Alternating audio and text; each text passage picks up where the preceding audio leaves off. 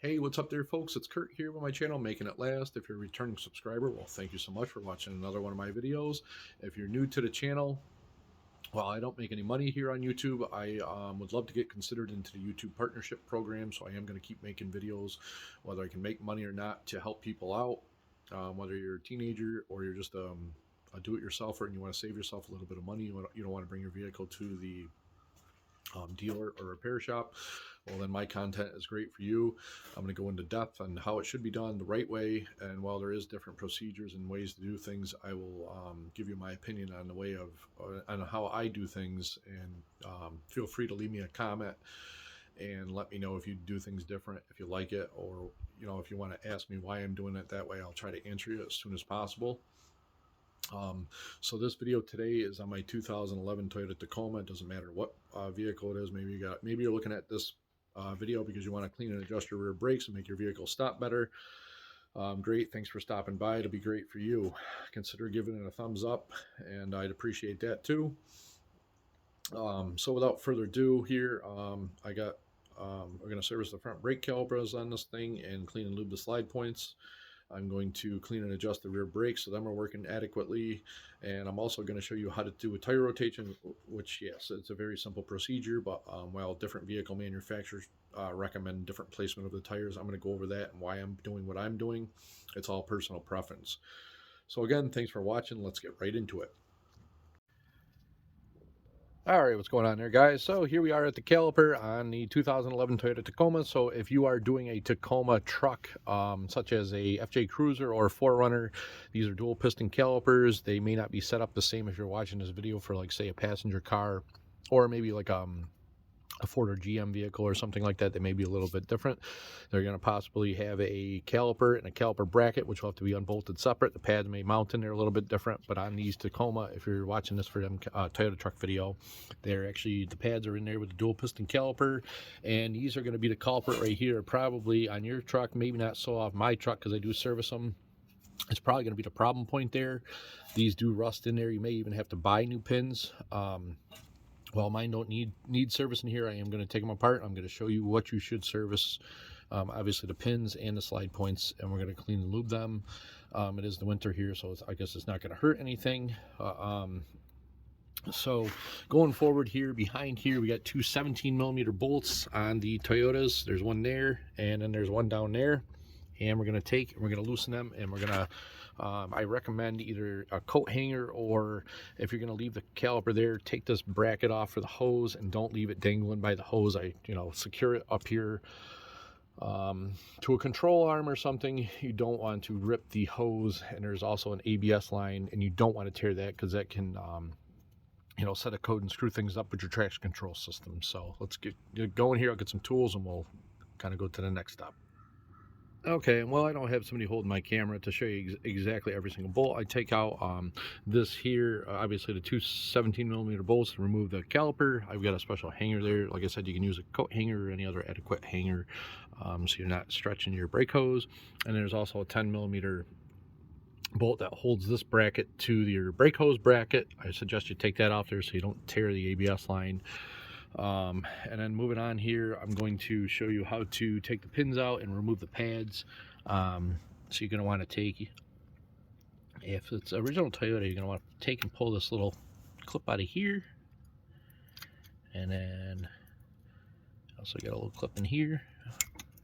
Wiggle that out of there. Aftermarket ones are probably just going to be two little tiny I want to say S clips that are going to hold it into each pin.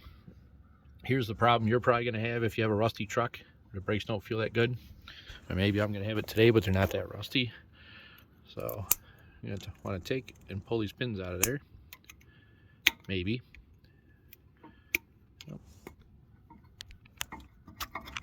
Alright, so here's the top one. Here's the pin there. A little bit of rust on it. Some grease from last time I serviced it. Like I said, you may have a problem doing it. They may be real rusty. They're not going to just slide out like that. You'd be surprised what you have to do. There's also a little, they call it like a chatter clip here. It's supposed to keep the pads from, kind of pulls them away from the rotor. I don't know how much it does, but they're on there from the factory, so we put them on there. Your pads are probably not going to slide out like mine are if they're rusty. You're going to have to take a hammer and a punch, and you're going to have to work these pins out of there without damaging the caliper, and you're going to probably have to buy new ones. This one again is not too bad. There's actually some metal on there in the grease. There's no rust, so we'll take them out of there. My pads are going to slide out there. Pads are still in good shape. So what you're going to want to do is you're going to want to clean up the pad. Unless you're replacing them, this procedure goes for the replacing the, well, if you're putting new pads in there, you don't have to clean the pads up, but if you are servicing your brakes, you clean up the ends of the pads right here, and of course the other end. And then you're also going to want to take and remove this one. And if you are servicing them, take note where the pads are. You're probably going to want to put them back in the same place. That's where they were wearing. But you want to clean up this position right here, and you want to clean up this position right here, and right here and right here. So what are you going to use? What I have is a little angle grinder, air powered. Got a couple different pads here. So I'm going to take off a little bit more metal if it's rusty, and want to just take off a little bit of metal roll-lock pads. And we're going to want to clean them surfaces up real good. And you're going to want to use something like, I just went to my local parts store and got some Permatex brake lube, so it can withstand heat and things like that. You're going to want to clean them up. If you're putting new pads here, you're going to have a special tool to push these pistons in. And you're also going to want to clean up the opposite of the top parts here.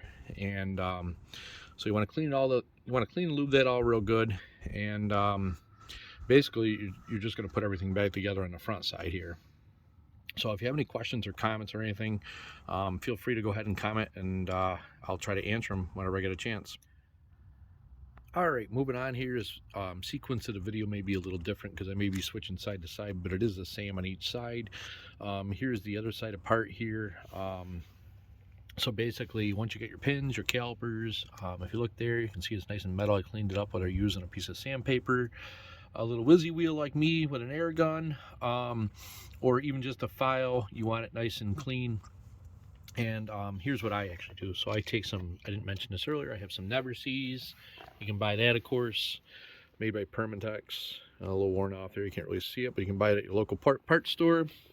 So Never Seas I prefer a little bit more, or at least putting it on before brake grease. And I just take a little brush and I just wipe it on every surface that the pad is going to be rubbing on there. So again, on the top, and you can see there. So that's all on there. Here are the pins. Them are all cleaned up. Same thing with them. I'm going to put some Never Seas on them before I put the pads back in. And I also, you might think it's a little overkill, but some guys will actually mix the Never Seas with the brake grease. So I'll put a little tiny bit of brake grease on top of the Never Seas in here. And of course again on the top. And that is that. I will next move on, and I will coat the pins. And I just coat them real light. And of course, like I said, bear with me. I'm holding the camera with one hand. I don't know what that in the way. And just coat them. And this will be a lot better next time you go to take these apart. And it will stay moving and working freely too. So then of course I'll take, and I'll put some brake grease on them too. And when I get out of here, off the video here, I'm gonna put a little better. But then you pop your pads in there, and make sure you put your clip on the bottom, and of course your anti-rattle clip that goes right here. This clip, I didn't mention this before. This clip is actually going to, I bent it a little bit so it puts a little more tension there. So it's going to go this way. If you go to put it on there, it's going to go between the two pins like that. And then this little kind of like curved shape of the piece there is actually going to go on top of the pad. And then these are going to go into the pad hole. So, well, it is a very simple little thing. It is a little confusing. So we'll move on here.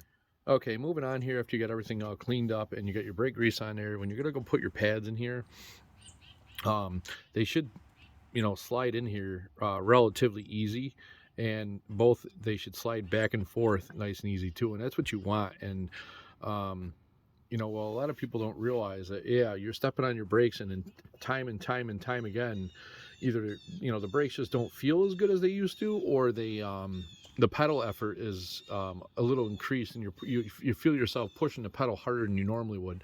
That's because these pads aren't moving freely, and the pistons cannot push them against the rotors. So they're actually, what's happening is, if they're rusted right to the caliper, the pistons are almost actually putting force and bending the pads, and that's the only way they're going to, you know, they're going to stop, and it's going to be increased pedal effort. And you know, in an emergency situation or something, and stopping, you're not going to be able to stop as quick as you normally would. So that's why this is real important. All right, so again, moving right along here, I didn't show you every single piece of me cleaning up the pins and the pad slide points, but hopefully you've already done that and you're looking to move on to the next point. As you can see, I've got my pins in there, put some never seize on them too, along with the brake grease, so they won't seize up here in the Northeast, being in the Rust Belt. Pads are back in, everything's cleaned up, everything was sprayed with brake clean, and then the brake grease was put on there, so everything is it's nice and free. You can also put a little bit of never seize on the back side of your rotor if you choose to do, so your rotors come off next time you go to do brakes on your vehicle. Moving on here, of course, you want to double check your work. Maybe you're like me, you want to make sure things are right. Going to the back side of the caliper here, you got your 17 millimeter bolts, and the torque specs on them are 90 foot-pounds. So if you're looking for the torque spec, 90 foot-pounds for them. And I just kind of cleaned the calipers up a little bit. It looks like they're freshly painted, but I wiped a little bit of fluid film on them, and it keeps them from rusting and keeps them shiny and keeps the road debris off. Maybe I'm a little too picky. Maybe it's a little ricey, but you know what? You can also, I haven't done a video on that, but you can also paint your calipers, and that saves them, saves the life of them from rusting also, and a little bit of an appearance package there. So moving on. Like I said, the two 17 millimeter bolts, torque to 90, and then you got your brake hose here. This bracket, I put never seize on all these bolts because they snap off real easy. These are like 15 foot-pounds, something real small like that. This one's like 10 foot-pounds, the ABS bracket there to hold your ABS line in. So obviously you move to, I'm on the passenger side now, I'm going to move to the driver's side, and I'm going to repeat the procedure, and that's what you're going to want to do too. And then we'll move ahead and we'll go to the back brakes to clean and adjust the rear shoes and how them should be. And then I'll move on to the simple tire rotation and the torque of the lug nuts at the end of the video. All right, so here we are at the rear drums. I'm going to give you a quick explanation on how to get these things off, whether they're rusty or nice and shiny and red, and they've been off and on a few times, like mine have been. If you want to make it easier in the future, it doesn't hurt to paint them and put some never seize around the hub area and the back side of the drum where it mounts to the hub.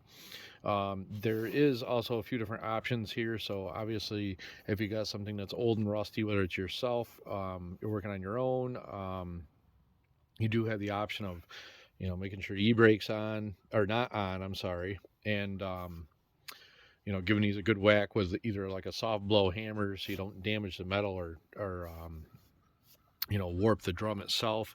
There's also, if you have a Toyota Tacoma, they have these little bolt holes, and some of the Chevy Silverados do also. They are, I believe they're 8 millimeter by 125 bolts, so you can put bolts in these holes, and obviously you know, spray some PB Blaster around the hub area and inside these holes and things. And when you tighten these bolts, they're going to press through the drum, and they're going to press onto the hub, and they're going to actually pull this drum away from the hub. So them are your options. And again, make sure you have good jack stands in the vehicle. Well, I do have a jack underneath. I have jack stands underneath the frame to the left. And you know, if you're going to be whacking the whale in the drum with a hammer, you're going to definitely want the vehicle safe, and you don't want it to fall on anybody or yourself. So I'll continue on once I get these off, and we'll go from there. All right, moving on here. Hopefully your drum doesn't come off too hard. You want to take and you want to inspect. You can inspect your drum here. I've got them all cleaned up. I got some brake cleaner I picked up at Walmart. You can buy it at your local parts store. It's cheaper at Walmart, so I bought it there. And you want to inspect your shoe surface here, and you know, see what you're in for your future. There's no scoring or any grooves or anything in mine. Mine look good. If you don't want that to happen, you want to stay out of the mud too. Also, all you four-wheeler people, I put a little bit of never seize down on the drum where it meets the hub. so it will come off easier next time. And then you want to look at your wheel cylinders, where mine have a few little cracks in the dust boots. There's no leaks or anything like that, any liquid coming out of there, brake fluid, so I'm not going to worry about that now. Truck does have 130,000 miles on it, so I'll just replace the whole entire wheel cylinder when I go to do something like that. And then you're going to want to take a look at your left shoe, obviously, top, going down. You want to look at the bottom, right shoe, obviously the surface material on mine, the pad that's left on there, shoe that's left on there is still good. They're OEM Toyota shoes. I do recommend going to OEM on brake shoes. They, they can last up to 100,000 miles under normal conditions. Also, you want to look real quick at the bottom, and yours is going to obviously not be all cleaned up, but you spray brake clean these all up, get all the dust out of there, and you want to make sure there's no axle seal leaks or anything like that. If there is fluid on the bottom and your shoes are contaminated, it turns into a whole new can of worms. There are some videos out there on doing axle seals. I did do mine previously, and luckily I didn't have to touch the bearings or anything like that. They were good. There is a video out there by K-Flow. It does show you how to do all that. If mine do get to that point, I may eventually do a video, but it does require a bunch of special tools to do that. So moving on here quickly, I'm going to take my screwdriver. I'm going to point where you're going to actually adjust these. So you're going to look down here, and there is a little tiny a gear, and there's a mechanism right there, and the gear is what you're going to be going to the back side of the back end plate to adjust these brakes so they're performing at their best. And spinning around here, I already took, there's actually a dust cap on the bottom. So here's the dust cap. It goes right here. You just pop it off, a little rubber cover. Make sure you put it back on, because it keeps all the contamination and stuff out of your brakes, or at least a lot of it. So you got that hole back there and the adjuster wheel. And we're going to want to put the drum on here, so bear with me for a second. I'm going to set the phone down because I'm not going to do this with two hands.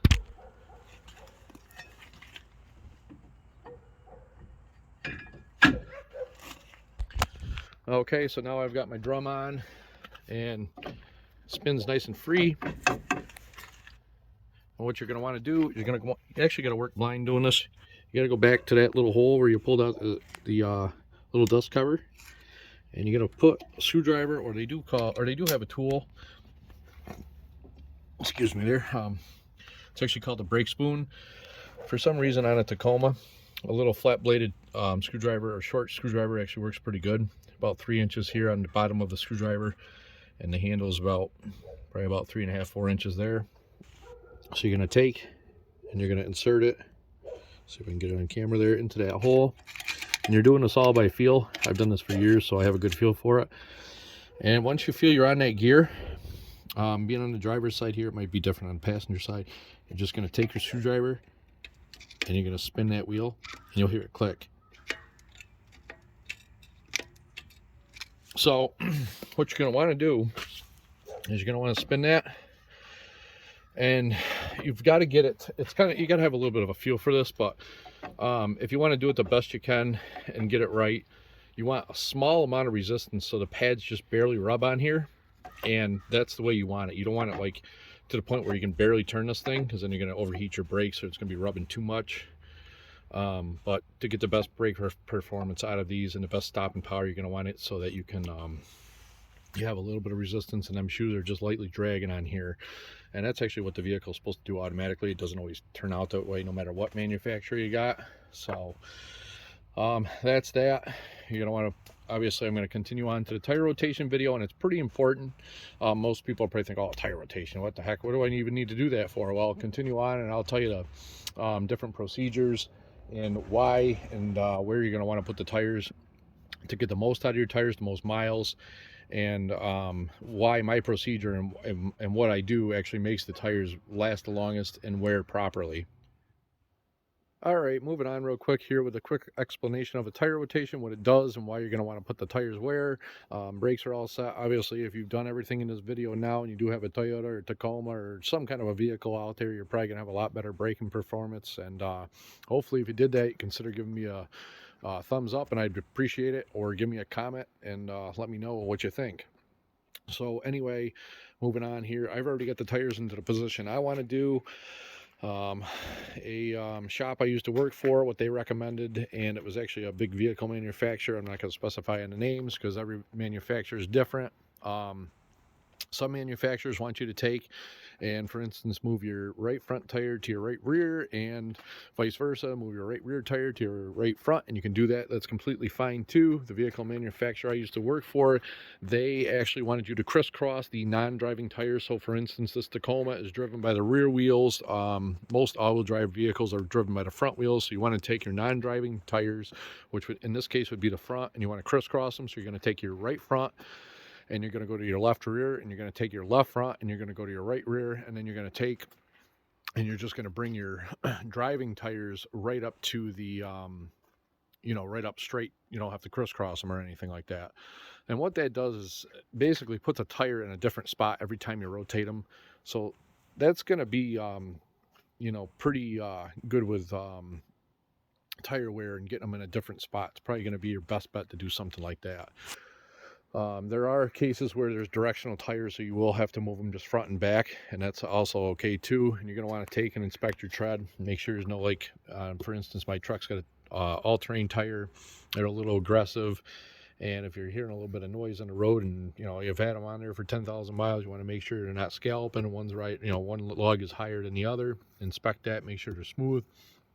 And if you see some kind of an abnormal wear after a small amount of mileage, you're going to want somebody to check the front end, make sure everything's tight, and bring it in and get an alignment done by a professional. So that's that. So the reason why you want to rotate them is with the geometry of the suspension. Obviously your front wheels are going to turn. You're coming into a corner, they're going to tilt different ways. The angles are going to be different. There's a camber set up. So when you go into corners, the car handles better, and there's also road feel caster, and they adjust, things that are adjusted in your alignment rack, return your steering wheel into a center position and things like that. So when you are going around corners, no matter what, your front tires on any vehicle or any, axle that's going to be steering are going to wear more than your other axle. So whereas like a truck like this, your tires that are in the rear, they're just going to, kind of go along for the ride. And if anything, when taking off and, at different points, if you lose traction and stuff, they're not going to be turning, they're not going to be changing angles, they're always going to wear flat across most times, unless you got like, some kind of the vehicle was in an accident and something was hit and bent. That's the only case where something like that would probably happen. You can correct me if I'm wrong, if there is some other circumstance out there that may have that. But your front, again, they're going to be wearing the edges, they're turning, they're going at a different angle around corners. So with that being said, if you want to get the most amount of mileage out of your tire, when you rotate them, every time you rotate them, and the tire's in a different position. So if this was on the right front and your cornering is going to wear at a little bit of a curve, then you're going to rotate them to the back. And what's going to happen is now the tire is actually going to start smoothing out. So it's actually going to, being a rear-wheel drive or being on the rear of a truck, it's actually, they're going to wear flat. So they're going to wear flat.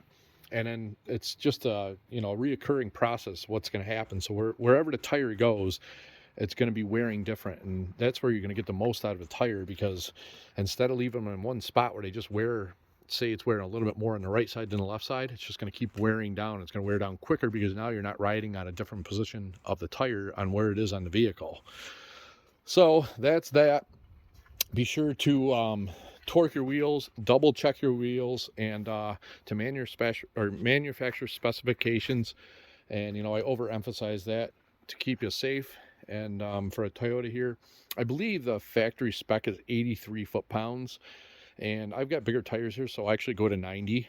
Don't go too tight too with Toyota studs, especially because you can stretch them, and then the wheels can actually just stretch all the studs, and they can break off too. So make sure you're extra caution with that. Torque the wheels, torque them to spec.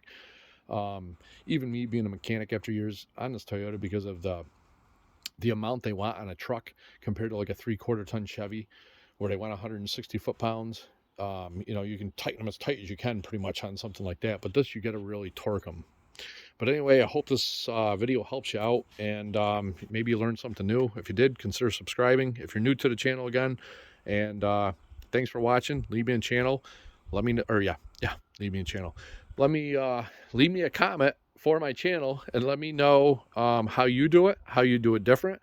If you like what I do, or maybe you have a suggestion, or maybe even another video suggestion on some kind of a maintenance item on a vehicle, let me know and leave a comment, and I'll be sure to get back to you.